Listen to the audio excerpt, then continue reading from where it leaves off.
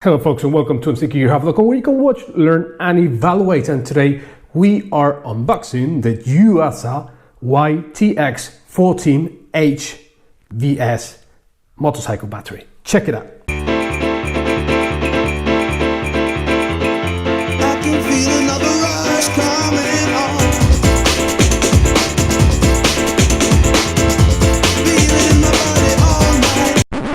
Right, so this bad boy that we have here is the high performance version of a very popular battery from Yuasa, the YTX14.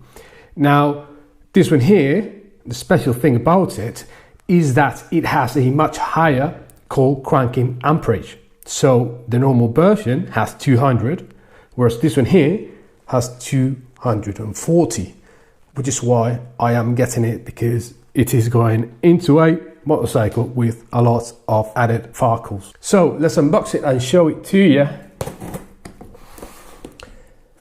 Again, a very popular battery itself, the normal version, but this one here costs us just a bit more, but it's well worth the extra bucks that you spend on it. Right, so this is the battery fluid, which you of course have to fill the battery with. And now we have here, well, this is the hardware. There we go.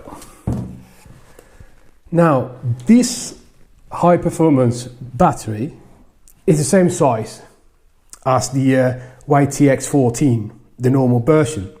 So it fits right away.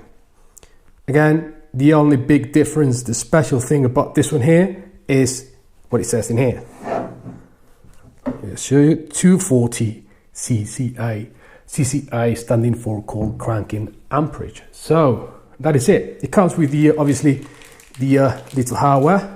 So you plug it in, and actually going about preparing the battery means that you have to use this here, fill it up, and then put it, once filled, put it into a charge, an initial charge, which is very, very important for the long-term life of the battery itself. The initial charge is the most important of all.